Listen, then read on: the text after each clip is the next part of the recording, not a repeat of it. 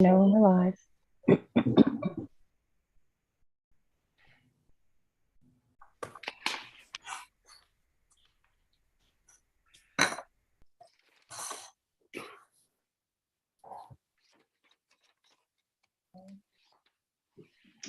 And we are live. Thank you.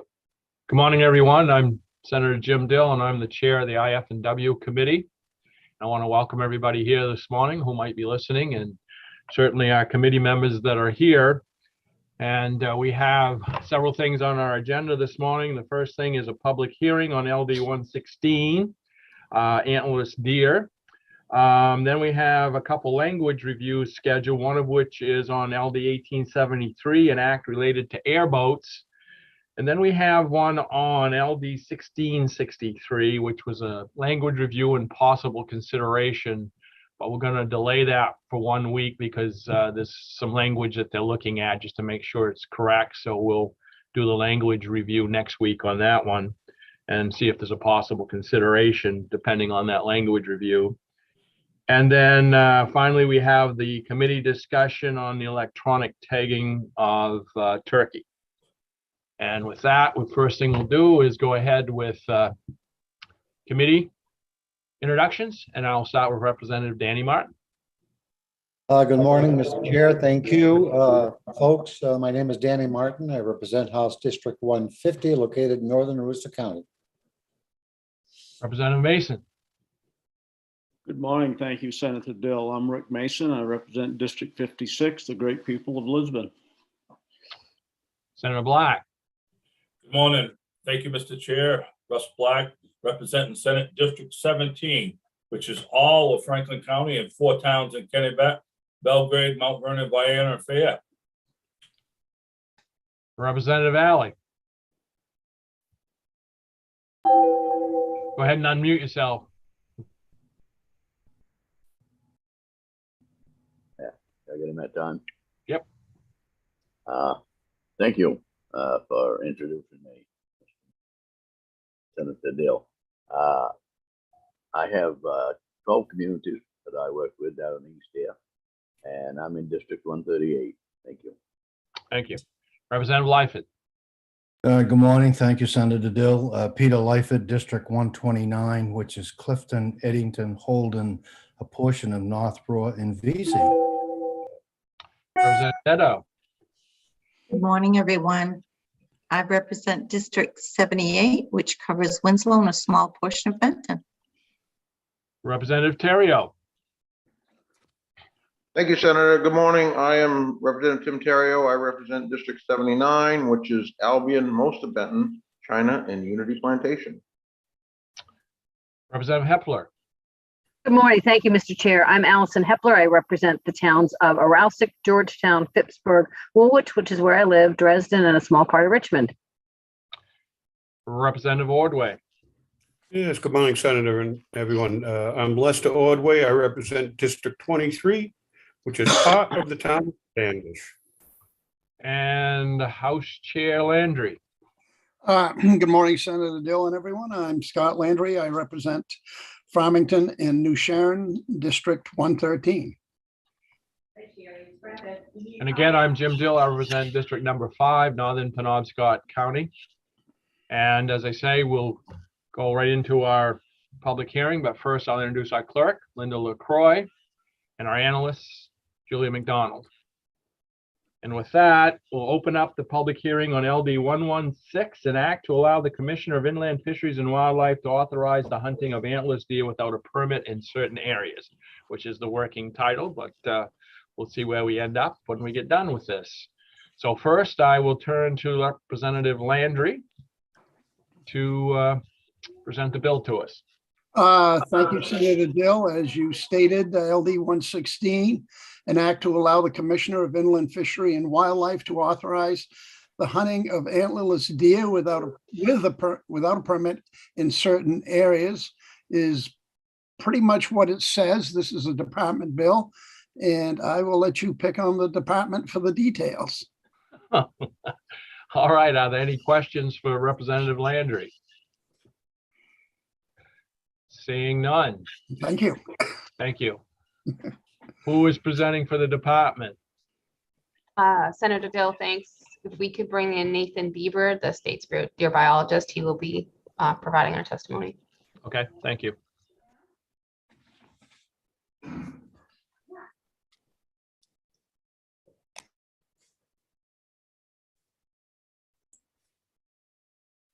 I just rejoined as a panelist. Is that my cue to go? Yep, good morning. All right, thank you. Morning, Senator Dill, Representative Landry, and members of the Inland Fisheries and Wildlife Committee. I'm Nathan Bieber, Deer Specialist for IFNW, speaking on behalf of the department in support of LD 116. In the first regular session of the 130th Maine Legislature, LD 116 was presented and intended to provide a means of increasing doe harvest in areas of the state where we've most struggled to achieve desired levels of doe harvest using any deer permits, or ADP. Two other bills were brought forward that related to our antlerless deer permit system as well. In response to these bills, the committee requested that the department conduct a review of the antlerless deer permit system and work with a group of stakeholders to develop recommendations for how to improve that system. Committee also asked that the group review ways to use the deer permit system to generate revenue to be used for the acquisition and management of deer wintering habitat. During the internal review and stakeholder process, we developed a list of recommendations that we felt would improve our ability to meet doe harvest objectives, provide fair and equitable access to antlerless harvest opportunity, not negatively impact buck hunting opportunity, not create major shifts in hunter effort, improve our ability to recruit and retain deer hunters, and generate revenue for deer wintering habitat acquisition and management. Implementing these recommendations will require change to Maine statute as well as department rules and policy, and will also be closely entwined with current efforts to review and revise statutes related to crossbow hunting and to review our system for registering big game species. The required statutory changes are now presented in this version of LD 116 and will be the first step towards a significant change to our system for allocating antlerless harvest opportunity. This bill proposes that the Commissioner of IFNW be granted the authority to designate certain wildlife management districts, or WMDs, as open to either sex hunting with a regular hunting license. This will provide antlerless harvest opportunity to hunters in some WMDs without requiring them to participate in the permit lottery, which we believe will be a very simple and accessible way to allow antlerless harvest in WMDs where the issuance of permits alone is insufficient in allowing us to achieve desired levels of doe harvest. We anticipate utilizing this authority only if the other recommended changes here are not sufficient to achieve doe harvest goals. This bill also proposes a fee for antlerless permits, which will be distributed via a one-round lottery, and that permits remaining after this lottery be made available for sale to any interested hunter.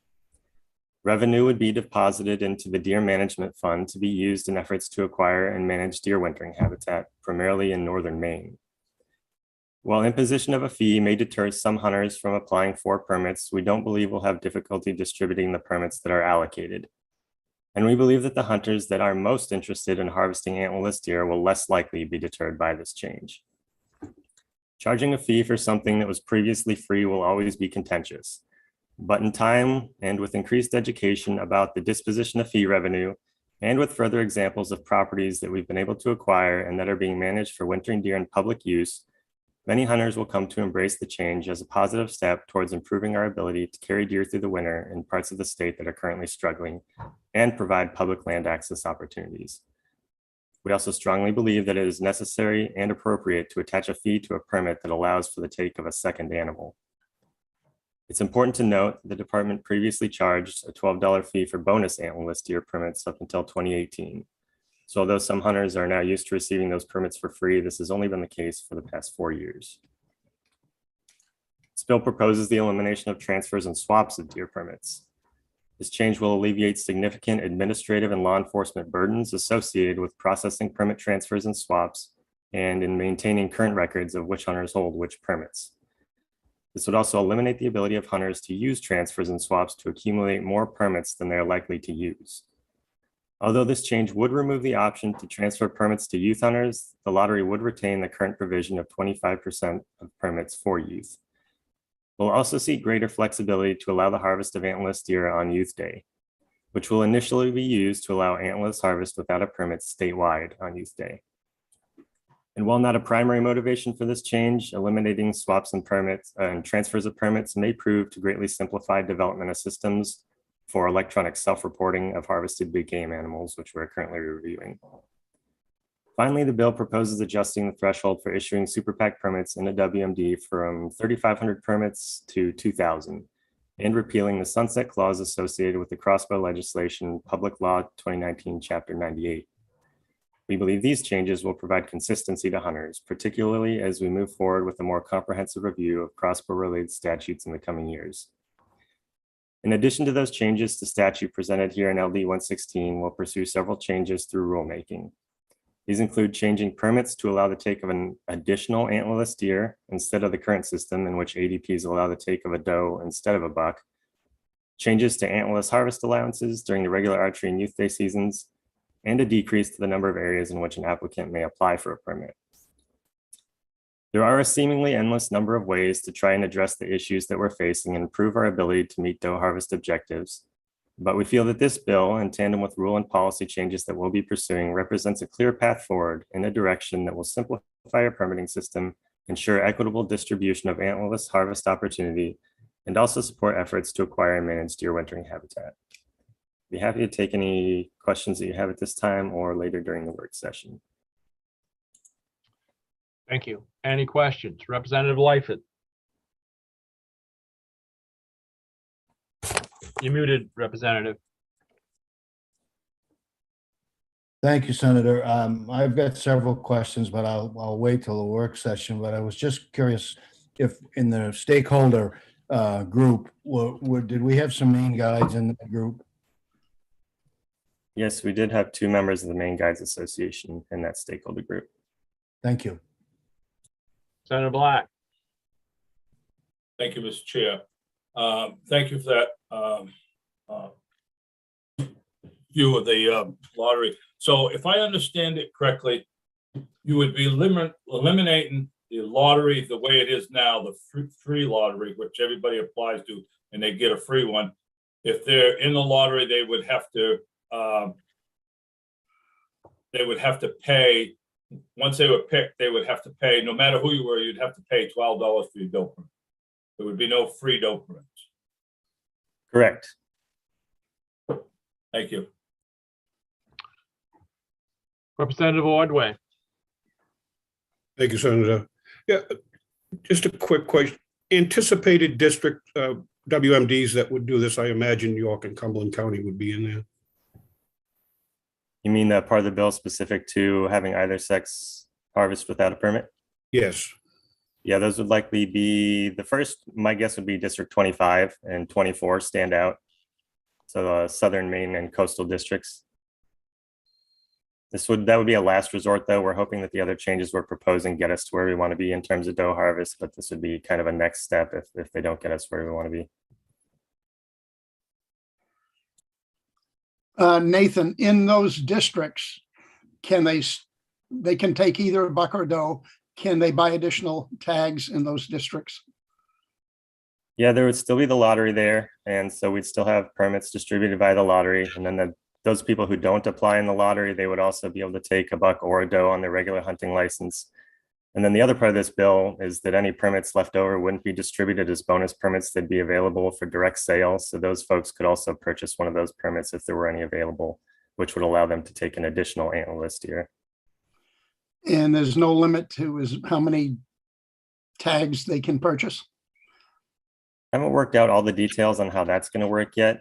It may be that we would stagger the release of permits over time or limit customers to one permit at a time until they fill the permit. I'm not entirely sure how that's going to work exactly yet. We'd want to avoid a situation, though, where we'd have someone going in and buying 20 permits right off the bat. We don't want to have that happen. How we go around that, though, yet we haven't figured out. Can't buy one until you've used the one you already have, probably. That's what was most recently discussed. I'm not sure if we've landed on that as a solution just yet, but I think that's a leading candidate. Have you had any input from Sam yet? On that change specifically, or the bill in its entirety? On the bill in its entirety. I'm excited to hear our testimony today. I haven't heard from them, so we'll see what they had to say. Thank you. You said you had a stakeholder group. Was anybody from SAM on the stakeholder group? Yes, both, well, yeah, we had 2 members. I suppose I don't need to name people unless that's important. No, that's fine. Just that you had some SAM members. Yep. Representative Wardway. Speaking of a stakeholder group, was there any opportunity for this stakeholder group to sit down and meet face to face, not on Zoom? We did have 2 face-to-face meetings held at the SAM headquarters in Augusta, yes.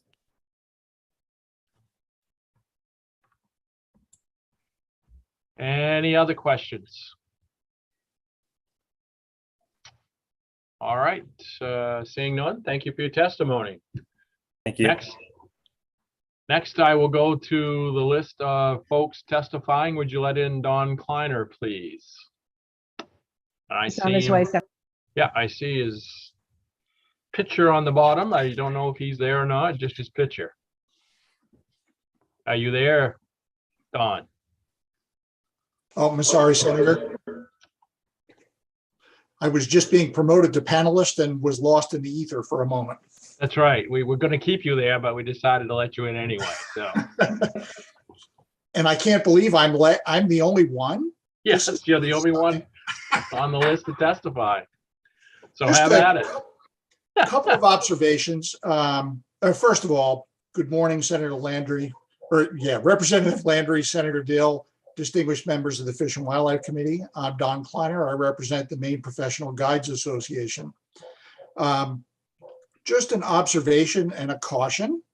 One is, it is always amazing to me how complicated we make fish and wildlife issues. And I think this is a case in point. I would urge you to think carefully about clarity and simplicity as much as possible. And the other is, please never forget that the function of the any deer permit system is a conservation measure. And while that system has been wildly successful in parts of the state to the point where we're overachieving, it's also been a dismal failure in parts of the state. So you need to keep in your mind that the conservation piece of this cannot go away. It is critical to moving forward.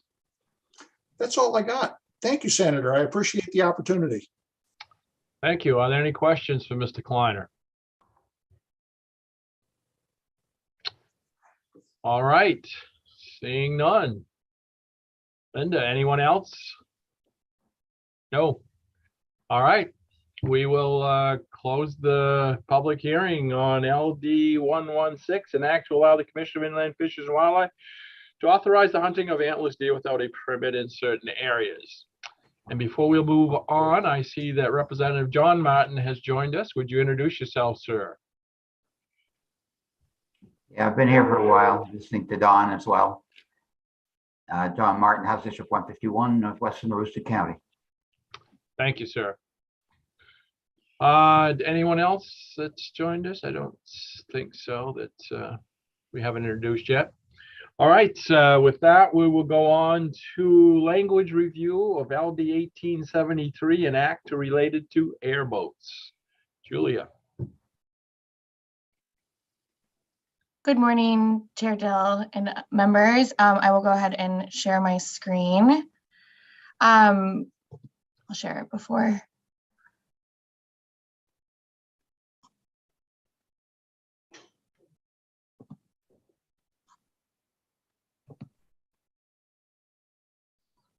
Okay, so is everyone able to see the screen? Yes. And everyone also received this as a hard copy, or at least in their email. What we did here is add an unallocated section, and it directly reflects what would have been in the letter. However, it is now with a report back date of 2024 as opposed to 2023. I'll go ahead and read it. The Department of Inland Fisheries and Wildlife and the Department of Marine Resources shall reconvene the stakeholder group convened under PL 2021 Chapter 166 to continue its discussions regarding issues related to airboat noise levels. The department shall continue to look for ways to increase water access points for harvesters and shall monitor the noise decibel level of airboats. The department shall provide a report that includes their findings, any findings of the stakeholder group, a list of stakeholders that participated in the stakeholder group meetings, and any recommendations of the departments or the stakeholder group, including proposed statutory changes, if needed, to the Joint Standing Committee of the Legislature having jurisdiction, 2024, and also provides authority to report out a bill. It is possible that either the department or DRM may be here to provide some feedback on the unallocated section. Okay. Thank you.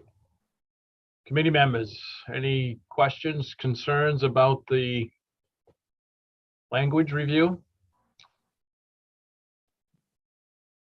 Representative Terrio. I thought we discussed not having the department. I think they've exhausted ways of finding access points. So I don't know that. I thought we talked about that. Yeah, I think it was funding, Representative Terrio, that they had exhausted all. I don't know about the access points, but I will call on the commissioner if she has any comments. Any other questions for Julia, though, before I call on the commissioner?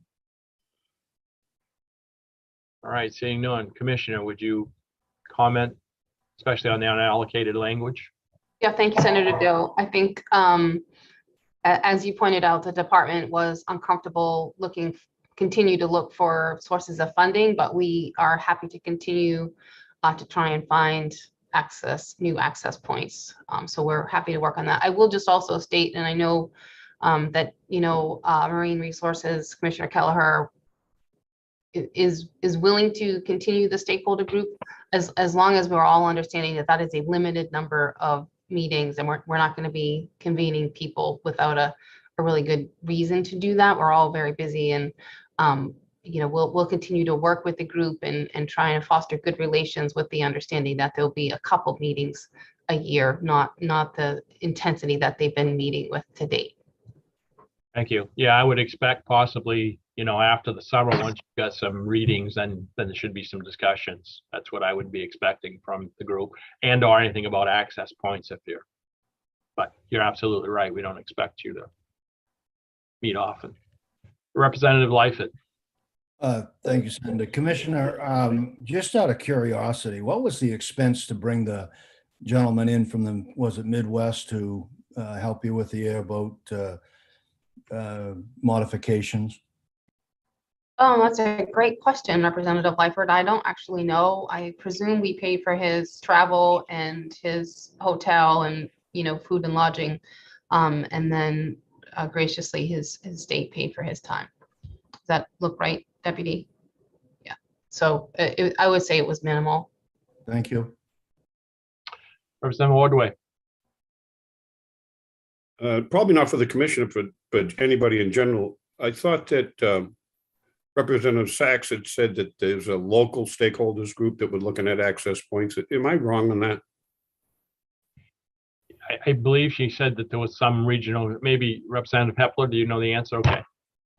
Yeah, thanks, Mr. Chair, and thanks, Representative Ordway. Yeah, I actually just started to meet with them. It seems it's kind of informal right now, but yes, a group that is definitely interested in access points has started to talk. Representative Ordway. I guess this is for Representative Hepler. Do we know the makeup of that group? Who's involved?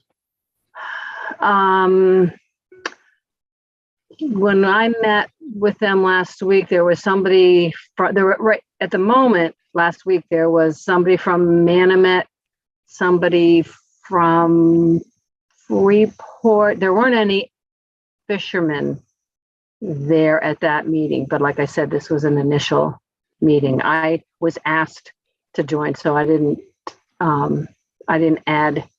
bring anybody with me, but I assume that's what's going to happen, and I'll make sure. I of course will make sure that does happen. Does that answer your question? Representative Lyford. Actually, Representative Hepler, I was just wondering if you had a real estate agent on your committee. I don't know. I will check. One of the things that came up with, this was more with aquaculture than with specifically with airboats, but I think that's a really good idea. We have in Florida, they produced this really nice brochure about that they give to realtors to give to clients about this is what our working waterfront looks like to sort of head off any future issues with new landowners. So that's a really good idea because it's a similar kind of issue.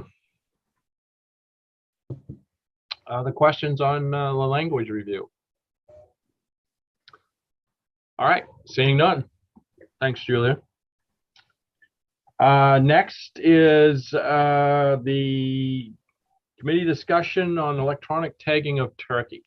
Julia, you got your hand up. Yes, before we moved on, I just wanted to check and see if you'd like to adopt that unallocated language that was presented. I do need a vote. Yes, please. Okay. Can I have a motion to accept the language as presented? So moved. And it's been seconded by Representative Landry. All right. Would you please call the roll?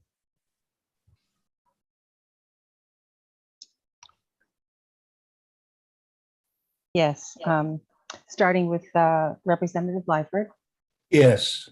Representative Mason, Yes. Representative Hepler, Yes. Senator Black, Yes. Senator Dill, Yes. Representative Landry, Yes. Representative Terrio, Yes. Representative Danny Martin, Yes. Representative Ordway, Yes. Representative Alley. You're muted, sir.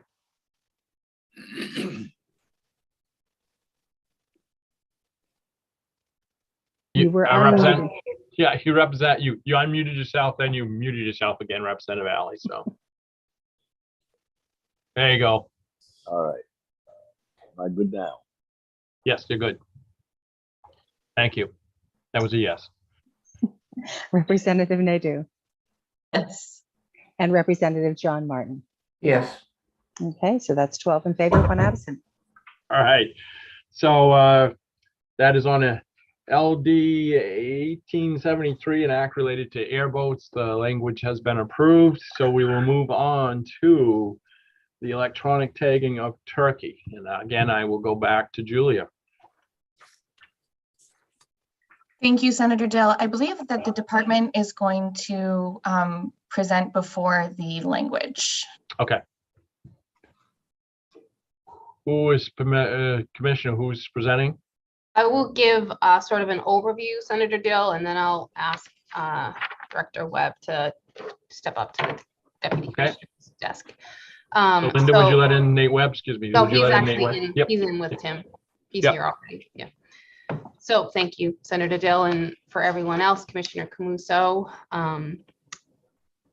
The department continues to believe that the in-person registration of big game species is the gold standard and provides our staff with the best possible information to manage the species that we are tasked with managing. However, if the legislature does want to move forward with electronic self-reporting, we believe it will be possible for us to do so for deer and especially turkey and still maintain effective management programs for these species. It would be relatively straightforward to adapt the current web-based system used by in-person tagging stations for hunters to self-report their turkey harvests with minimal changes required to statutes or other systems. However, for electronic self-reporting to work well for deer, we believe significant changes would be required to our license and permit framework to remove some exceptions and exemptions. A few of these challenges include the issuance of paper licenses and permits, outdated contact information for lifetime license holders, landowners and family members hunting on their own land without a license, turkey permit not required for youth, seniors, or some landowners, antlerless deer permit swaps and transfers, Expanded archery deer permits included in some licenses.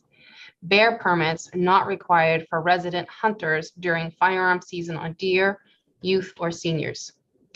Currently, it is impossible for the department to effectively contact lifetime license holders, youth, seniors, and landowners to survey them to determine hunter effort, to survey them to determine compliance with registration, or to provide them with information on law or rule changes or other relevant information.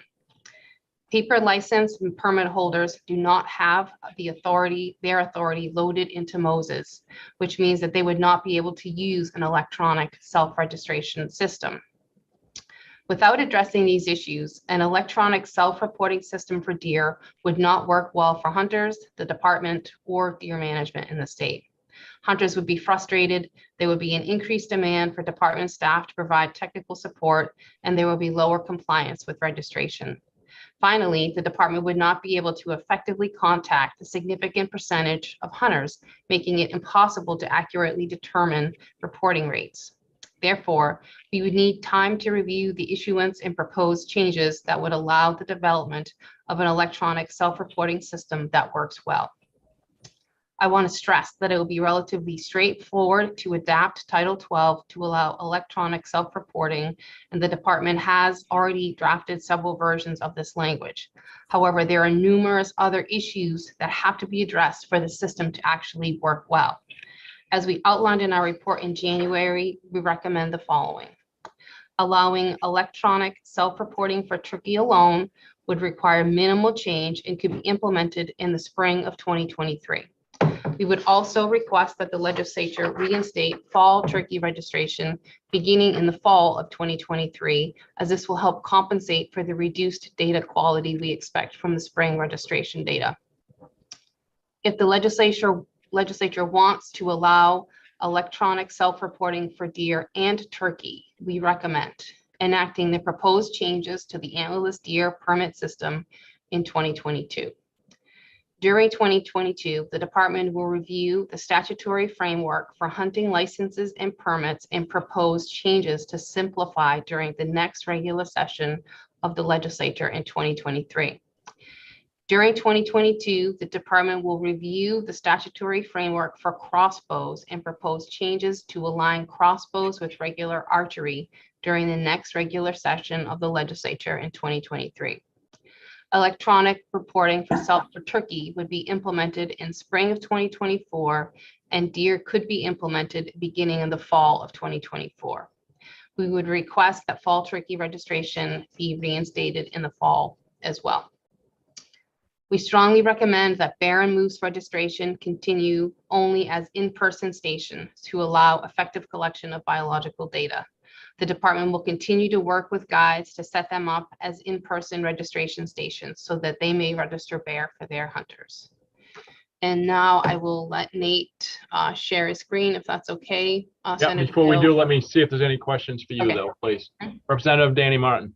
Yeah, thank you, Mr. Chair. Thank you, Commissioner, for your presentation. It's my understanding that for today's discussion, we're to discuss the turkey tagging. Is that correct? Yes. All right. Because the presentation included other species as well. Now, when we last discussed this, and we've discussed this now, I think 3, possibly 4 times. Last week, we asked the department for the legislation that's before us to come up with a draft report that the committee could digest and come out with a committee bill. That's my understanding. Is that what's going to be taking place this morning? I'm not quite clear of your question, Representative Martin. The department provided the committee with a very detailed report in January. Correct. You were present last week when we discussed it. Did we not ask the department to come up with a draft legislation on electronic tagging for turkeys that we could digest today? And that is what Dr. Webb is about to do. Thank you so much. Representative Mason. Thank you, Mr. Chair. This may not be an appropriate question right now, but I'm just kind of curious. Commissioner, how fragile is the turkey population? I mean, you're worried about numbers. I mean, what would be the perfect storm to possibly make them a little less popular? Is there such a thing? You mean less popular as in fewer in numbers?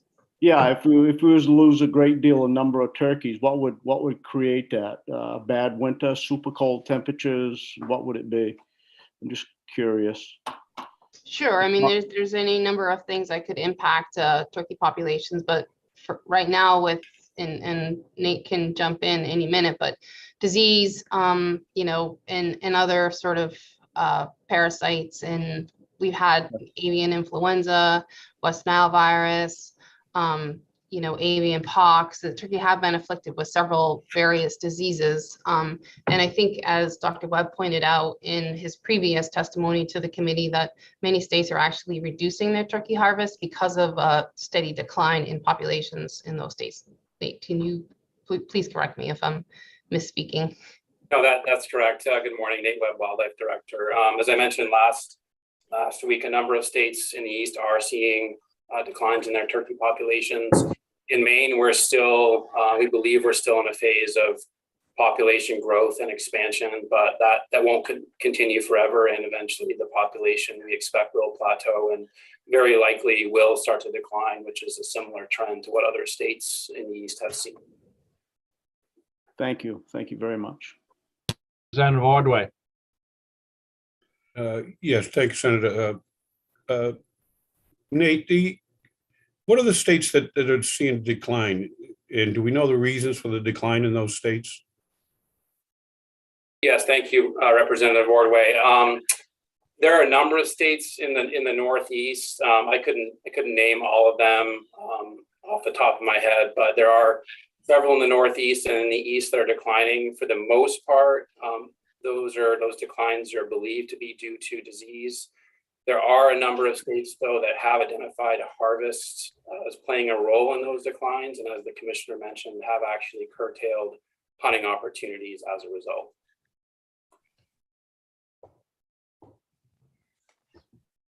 Other questions? Representative Lyford. Yes, thank you, Senator. Nate, what do you think this PFAS thing is going to do to turkey harvesting in certain areas? It's a great question, Representative Lyford. We actually are working on collecting some samples from turkeys as we speak in the Fairfield area, and will likely be doing expanded sampling in other locations as well. So we don't yet have the answer to that question, but we will have some information, at least for Fairfield, before the spring turkey season this year. Thank you. Representative Landry. Thank you, Senator Dill. Nate, how close to our borders are any of these diseases that are affecting turkeys? Most of them are actually present in the states. At this point, we have not identified any situations where they've caused widespread population declines here in Maine. So they're here. They are impacting individual birds, potentially having some localized effects. But to this point, we haven't seen widespread population level impacts here in Maine. Thank you. Senator Black. Thank you, Mr. Chair. Nate, from the perspective that I get asking the general public, I don't find anybody in my conversations that really care about tagging turkeys. So, you know, I just don't find anybody in my talk, you know, going from fishing games, pubs, and in the general public. But I realize that the department probably needs that information, you know, because the possibility of a virus or something coming in, or overhunting or bad winters. So I'm more than glad to move forward with online tagging with turkeys.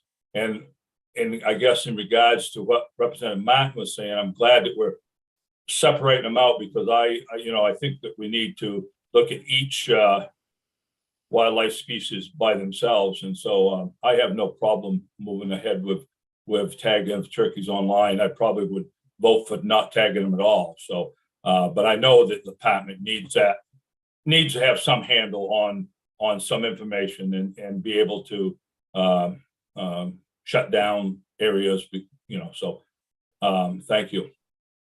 Thank you, Senator Black. If I could just follow up, briefly.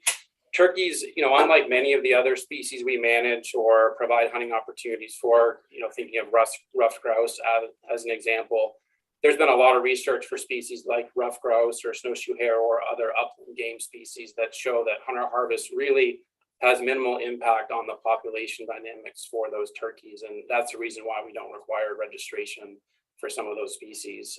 Turkeys are a bit different in that they are vulnerable to overharvest, and that has occurred in other locations. And that's the reason why we feel registration for turkeys is important. Again, we haven't experienced that yet in Maine, but we want to be prepared for that and make sure that we can detect any of those impacts before they occur and make adjustments to the hunting season framework if necessary.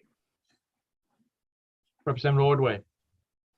Yeah, thank you, Senator. Nate, is the department's position that they would like to see a electronic tagging if we do this for the spring hunt, but a traditional in-person tagging for the fall hunt? Great question, Representative Ordway. We do believe that in-person registration is the best approach. It provides us with the best possible information. It gives us the ability to efficiently collect biological data. It provides an opportunity to ensure there's not abuse, enforcement-related, type issues that are occurring. However, all that being said, for turkey in particular, we feel that self-reporting would work fairly well. I think our position would be that if that opportunity is provided for the spring, that it would make sense to also allow self-reporting of turkey for the fall as well.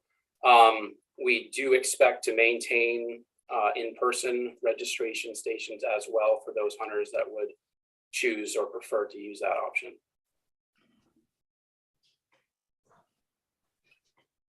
Other questions before we go over to Nate's presentation? Seeing none. Okay, Nate. Okay, just give one moment here and I'll share my screen. So can everyone see that? Yep. Great. So this version actually includes deer as well, and focusing it specifically on turkey would simply require the removal of a couple of the areas highlighted and underlined, highlighted in yellow and underlined. But this document contains all of the language in Title 12 that, based on our review, would require some relatively minor adjustments to allow, again, what we're referring to for simplicity's sake as self-registration. So again, just on this first page, this provides clarity that in addition to presenting a deer, in this case for self-registration, a hunter would have the option of self-registering that deer. Again, using deer as an example in this case. I'll just scroll down and please let me know if I'm going too quickly. Here's the language that would be required under tagging for turkey. Again, simply providing self-registration as an additional option to actually. Nate, before you continue, just so we're all on the same thing. So starting right here with section 11.752, tagging wild turkey, this is what we're really talking about today. We want to know about a turkey tagging program for LD 943. So if we were to move forward, this is what we want to respond to, is this portion right here, right? That's correct. Okay. Representative Danny Martin has his hand up. Yeah, thank you, Mr. Chair. Follow up to your statement, Mr. Chair.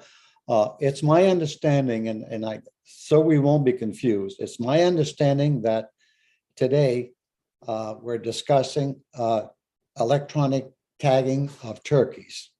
Correct. And if we move forward, the committee would potentially ask the department to draft something, and then that would be a committee bill, and then we have a public hearing. But it's my understanding that we have decided to separate the two, big game versus turkey. Is that correct, Nate? That is my understanding as well. I just want to make sure that if the committee asks the department to draft the piece of legislation and ultimately produces a committee bill, that this morning we're only talking about tagging of electronic tagging of turkeys. Great. So with that in mind, I will skip over any other. Yeah, one last thing though. I just want to make sure we're all in the same posture. Julia, what posture is LD 943 in? Did we end up carrying it over? Did we turn everything into a resolve and ask them to report back to us on electronic tagging? Doesn't matter which ones we're talking about, but have them report back to us on electronic tagging. Then we would report out a bill. Is that where we are? I'm just trying to follow up with Representative Martins. Yeah. Mr. Chair, Yeah. if I may. Yes. Yeah, and Mr. Chair, if I may, LD 943 was enacted into law, and that's now Chapter 121. We did that last year. Right. Part of LD 923 in Section 7 asks the department to evaluate electronic tagging of turkeys, which is why we're discussing this today. Right. Department was asked, per this legislation that's now law, to report back to us, and they did, I believe, on January 10th. The next step would be to have the committee decide if they want a piece of legislation that we can draft or the department can draft. But that's the posture of where we are, Mr. Chair. Thank you, Representative. All right, Nate, go ahead. Oops, Julia, do you want to weigh in on that? Sorry, Nate, we'll get to you in a minute here. I was just going to say that yes, that you are correct that you could direct the department through a bill to create a system to either develop it or to implement it this year. And in the alternative, you can also create language that would make those effects take place more quickly. Okay. Go ahead, Nate. So we're just talking about turkey electronic tagging. Okay, thank you. So again, just to review this section here highlighted in yellow, this simply provides the option under 11752 for a hunter to self-register a wild turkey, in addition to having the option of presenting it to an in-person station for registration. Scroll down again. This document includes all of the relevant language just for clarity, if there's any questions about other components of the statutory language around tagging or registration. So subsection 4, the commissioner shall develop a system that allows hunters to self-register, and this would say wild turkey in this case, by April 1, 2024. We can obviously discuss that date. The commissioner shall adopt rules governing the self-registration system, which may include specifying locations within the state from which harvested wild turkeys are not eligible for self-registration. And just to speak with a little more depth on that point, if we do move towards a system of electronic self-registration, we would like to have the option of specifying specific wildlife management districts in the state where that opportunity would not be provided hunters, and the hunters would be required to take those animals to an in-person station. That would most likely be due to a situation where we needed to collect biological data, and doing that from hunters that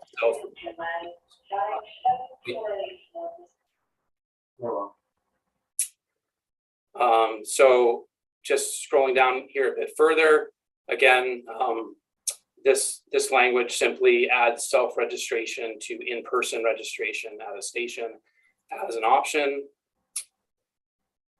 And in the case of the registration seal, we anticipate that the self-reporting system would provide an auto-generated registration number that the hunter would have to attach to the animal in lieu of the plastic registration seal that is currently attached at in-person stations. And I believe, okay, there is one more section here related to biological samples. So currently the commissioner does have the ability through rule to require hunters to submit biological samples. We would like to retain that option in a situation where hunters were allowed to self-register. And this section here simply clarifies that it would not be legal for a hunter to self-register an animal that they did not lawfully kill, or allow someone else to register an animal that they had killed in their name. Finally, in 12307, this is the current law that removed the requirement to register wild turkeys during the fall. And so again, if there were to be a self-reporting or self-registration option, we would prefer that that section of statute be struck so that registration would be required for wild turkeys in the fall through either an in-person or self-reporting system. And I believe that's it. So I do want to reiterate, as the commissioner outlined, that these changes to the registration statute in Title 12, although relatively straightforward, would, in our view, need to come with, in the case of deer, some pretty significant changes to other elements of Title 12. In the case of turkey, we feel that we could move forward relatively efficiently with minimal other changes to other programs, rule, or statute. All right, thank you. Questions? I see that there's a $2 fee in there for tagging turkey. Is that waived if you self-report electronically? Correct. That would be our perspective. So that fee is currently collected by the tagging agent in a situation where the hunter takes the animal to that station in person. If that were not occurring, our feeling would be that we would not charge a fee, given that the hunter is reporting that animal themselves. Okay. If I bring it into a tagging station, though, I would have to pay the $2. That's correct. All right. Representative Landry. Thank you, Senator Dill. Good morning, Nate. Is there a provision or a way in the self-reporting that I could report, well, this bird looks funny, he's very light, very thin, he's got boils on his head? Is there any type of way they can describe abnormalities to the department? That's actually a great question. So currently our in-person stations, they do report to us relatively frequently sort of issues like that they're seeing. We certainly could look at providing an option like a comments field or something like that in the self-reporting system to allow that same type of feedback by hunters themselves. Yeah, I would think that would make good sense. Thank you. Senator Black. Thank you, Mr. Chair. If, as I said before, I think most hunters don't care about whether they tag turkeys or not, but if we're going to require tagging, and I think we need to move forward with electronic tagging, but we also, and I heard Nate, I believe, say that that we would still have tagging stations, because there's a lot of hunters, older hunters that do hunt that aren't tech savvy, and they need to have the opportunity to tag in person. And some people still like to tag in person. So as long as we allow us to have the tagging stations, I think we should move to electronic tagging of turkeys without a question. Thank you. Representative Lightfoot. No, I'm all set, Senator. Thank you. Representative Hepler. Thank you, Mr. Chair. So a comment and a question. Nate could, who's labeled as Timothy Peabody on the screen, instead of or an additional comment section, if something happens like the way Scott was talking about, or Representative Landry was talking about, could they, is there an option for taking a photo perhaps? Great suggestion, Representative Hepler. Some states actually do either request or require that a photo is submitted as sort of proof that the animal was actually harvested. It also helps confirm the gender, those sorts of things. So that is an option as well that we can certainly look at. Yeah. Representative Ordway. Thanks, Senator. I guess I'm not opposed to the electronic tagging, but I have concerns that the department has the ability to get the biological data that they need to, if there was a sudden outbreak of a disease with electronic tagging, how would we handle that? By the time we could get something done, might be too late. It's a concern that I have. I don't know if anybody else has it, but the collection of that biological data is a concern of mine. Nate, you want to comment on that, especially the disease outbreak? Sure. No, thank you, Representative Ordway. No, we agree with you. That is one of the primary reasons why we do prefer in-person registration. It allows us to very quickly work with a relatively small network of tagging agents. We have about just shy of 300 stations across the state that we have, pretty regular communication with. They're all trained to use the system. They're all trained to collect biological data for species that we do that for. Collecting that same information from potentially thousands of hunters with varying levels of sort of skill and interest in collecting that information, it would be more of a challenge, certainly, than the current system. So that would be one of the trade-offs of going this route. Again, it is our primary concern. Senator Black. Thank you, Mr. Chair.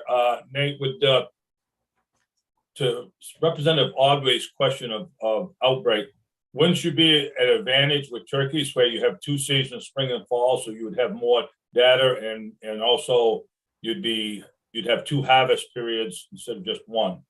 Would that be beneficial? It would, Senator Black. I expect that we would also, in a situation like that, use the contact information that we have for turkey hunters to make them aware of the situation and request that they submit biological samples. Certainly that wouldn't be quite as robust as mandatory submission at in-person stations, but that's likely the approach that we would use and may prove out to be sufficient for our needs depending on the situation and the particular disease that we were concerned about. Commissioner. Thank you, Senator Dill. I just wanted to address a couple things, and somebody brought it up about the $2 fee or the lack of fee. So our proposal for electronic tagging is to encourage compliance, that you would not have to pay to tag if you did the self-reporting. But the committee should be aware that the department actually pays a per transaction fee for those processes. So I believe it's $1 per transaction. So we would be incurring a cost for each transaction that happens. So it's not insurmountable, but the committee should be aware that would be that would be considered. The other thing, to Senator Black's point about maintaining some in-person tagging stations, and certainly I think there are parts of the state, Senator Black in particular, in northern Maine, where going to the tagging station is kind of a tradition and what folks do, and we anticipate that many of those tagging stations will continue to operate. In other parts of the state where it is maybe more populated, down here in southern Maine, and we anticipate that some of the current tagging stations will likely close if we move to electronic tagging. And so there may not be as many tagging stations available for the segment of the hunting population that's uncomfortable with self-reporting, because it's not, you have to have staff, you have to deal with the tags, you have to have the laptop, people have to be trained. So it's an investment to be a tagging station. And so if you're getting less business from it, we anticipate some small percentage of the tagging stations will likely drop out. They'll elect to not participate. And the other thing I did want to just point out, I think Representative Hepler suggested, folks could submit photos. And I think actually Warden Service recommended something similar with, that you would actually have to take a selfie of yourself with the animal at the time of harvest and submit that, or something like that. So there'll be some mechanism for compliance. But I just remind the committee that although that sounds great, there's a lot of complexity that comes with that. And of course, you know, all of that stuff basically becomes a public record, and then we have storage issues with those images. And so it sounds great, and I'm not saying we can't do it. We've talked about developing some kind of app that maybe can handle that, but there's a challenge with us housing that much data. And then lastly, I just did want to answer to the previous question about how much did it cost to bring the warden here. The cost for that was $1375 for the hotel and flights, which we split with Marine Resources. So just so Representative Lightford, that was the actual fee for that. Representative Landry.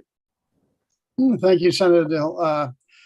Commissioner, where some Mainers are known to be pretty tight with a buck, damn cheap actually, would it make sense to maybe continue with a $2 fee for the online registration?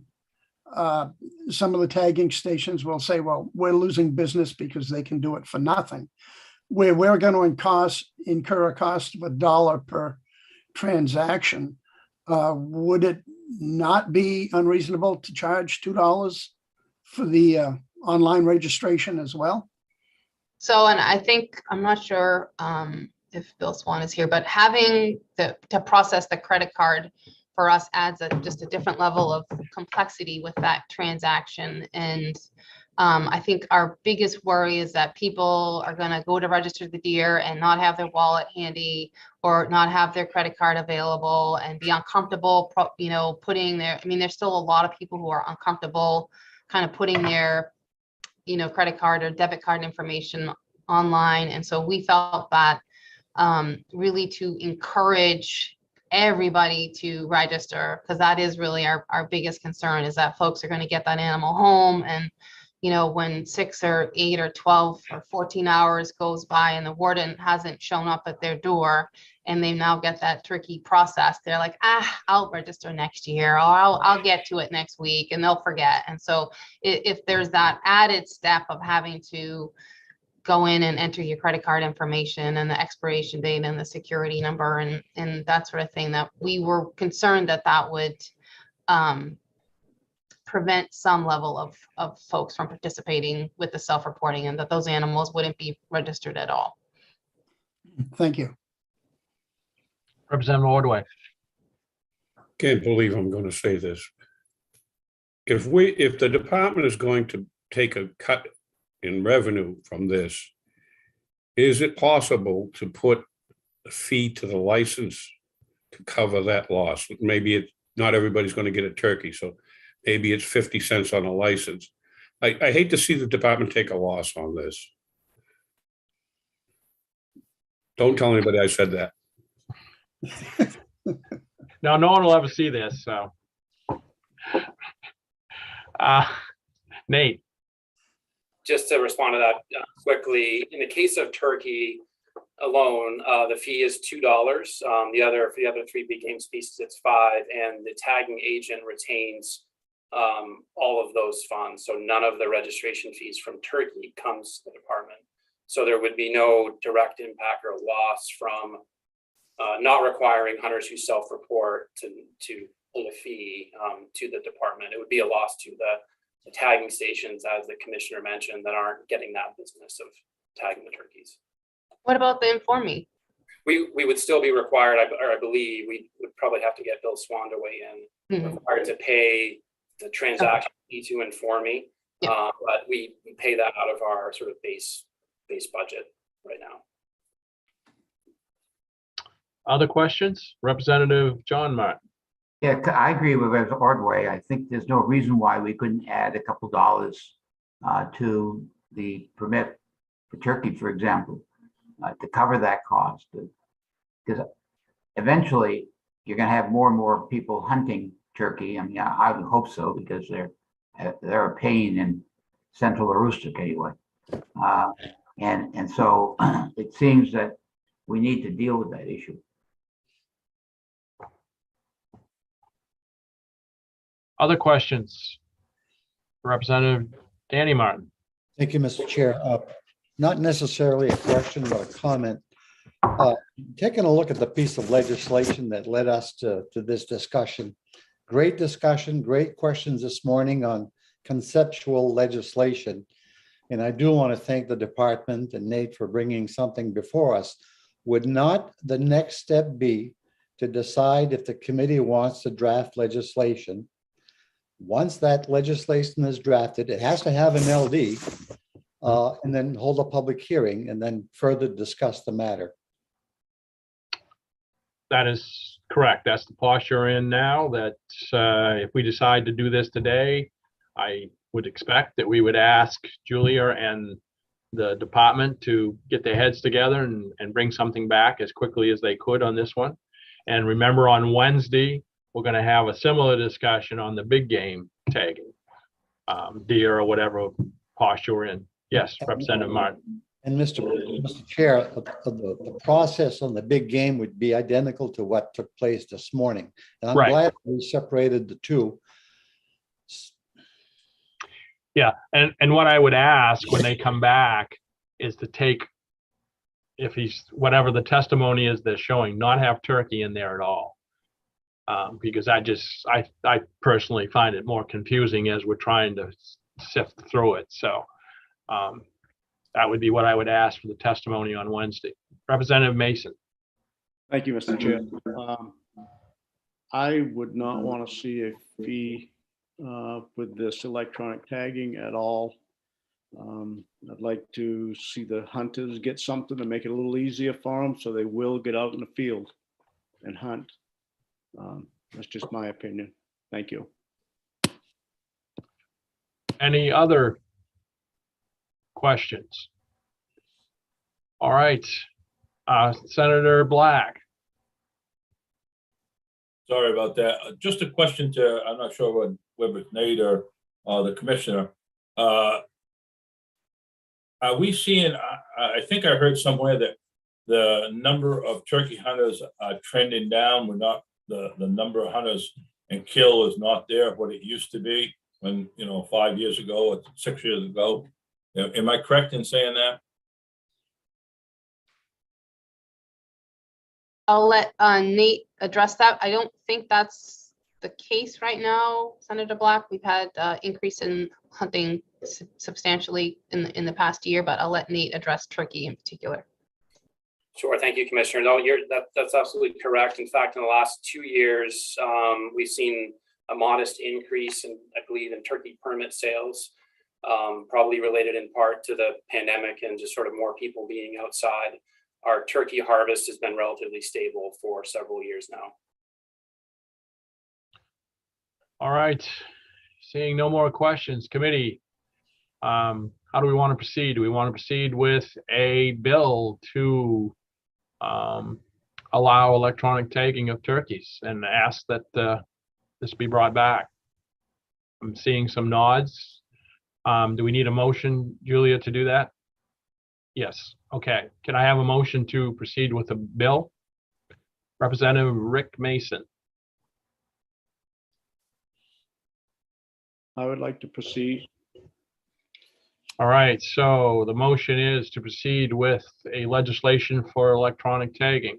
Representative Danny Martin, seconded by Representative Danny Martin. And can I add to that we would ask Julia and the department to work on that language and bring it back to us so that we can look at it, so we can vote to move a bill forward. Okay. Any further discussion? Okay, Linda, Yes. please call the roll. Representative Lyford, No. Representative Mason, Yes. Representative Hepler, Yes. Senator Black, Yes. Senator Dill, Yes. Representative Landry, Yes. Representative Terrio, Yes. Representative Danny Martin, Yes. Representative Ordway, Yes. Representative Alley, Yes. Representative Naidu, Yes. and Representative John Martin. Yes. So that's 11 in favor, 1 opposed, and 1 absent. Okay, so 11 in favor, we will go ahead with legislation. So we'd ask Julia to work with the department. It looks like it's probably in pretty good shape, so I wouldn't think it would take too long to have something in front of us to vote on and then get it through the process. And we'll have to get permission, send it out and send it back, right? Okay. Can we just go ahead, Representative Martin, did I see a hand? No, but I just want to point out that the bill that's now, the piece of legislation that's now law, chapter 121, Yep. doesn't authorize the committee to come up with a bill in this session. So I think the presiding officers would be all set. But, you know, to save a little time, Mr. Chair, we've had a lot of discussion on this on a concept. Would it behoove us to ask Julia McDonald and the department to start working on the other bill on big game electronic and come up with the recommendations, or do we want to do this one piece at a time? Well, I personally would rather have the two separate, and it appears that, you know, hopefully on Wednesday, they'll have pretty good recommendations because they can boil it down of what they've got. So we're going to report out legislation now, and we can go ahead if the committee wants to vote on it. We can, Julia, can't we just do this today? And you can put the language together and we can report out the bill. Is that right? For the turkey today, yes. Right. So we can have another vote to move that forward right now, and you come back with the language. So this will cut out or make it a little faster. Right. Correct? That's Yeah. correct, Senator Dill. All right. Yep. I think that's what Representative Martin was probably getting to. Representative Hepler. Thank you, Mr. Chair. So does that mean we would not have a public hearing? No, what this does, this puts us into a different posture of just speeding up the process to get a bill referred back to the committee from the full legislature, at which time we would have a public hearing on this. Representative Martin. Yeah, public hearing, potentially 2 public hearings on 2 separate pieces of legislation. Right. Yeah. Electronic tagging of each species or various species. All right, Julia. There is an alternative way where you can report it out with a final recommendation, and you can not have a public hearing, or you can do so by requesting it from the presiding officers. So there's. Yeah, go ahead. Mr. Chair, I would not suggest not having a public hearing. No, I agree. The public has not seen anything in writing yet, and we've been discussing this now for.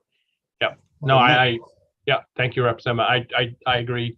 I think Julia's just pointing out there was another way to do this, and I think I totally agree. I think most of the committee would agree that we should have a public hearing.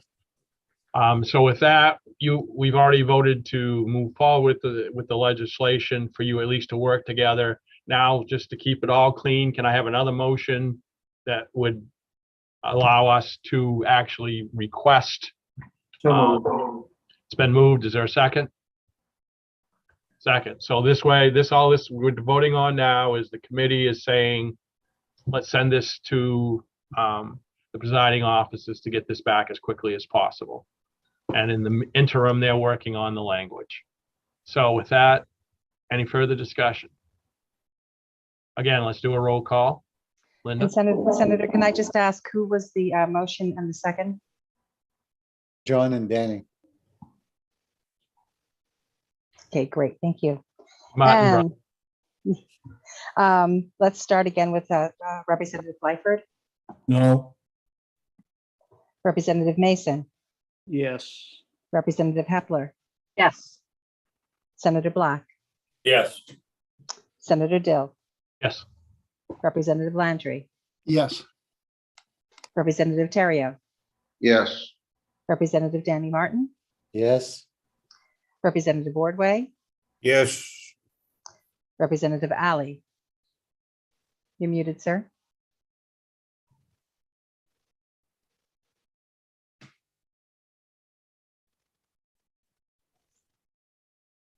Am I out now? Yes. Good. I'm voting yes. Okay. Representative Neto Yes. and Representative John Martin. Yes. So again, we have 11 in favor, 1 opposed, and 1 absent. Okay, so we'll ask Julia to send the paperwork forward to get this back so we can have a public hearing on this, and in the interim, work on the language. All right. Anything else to come before us today, Julia? I believe that is it, Chair Dell. Linda, anything from you? No, just that I will be sending out the Chairs and Leads link very shortly. So Okay. just keep an eye open. We will look for it. Great. Okay, motion to adjourn, someone? Moved. Okay, Representative Alley, and then seconded by Representative Hepler, all in favor, none opposed. Thank you.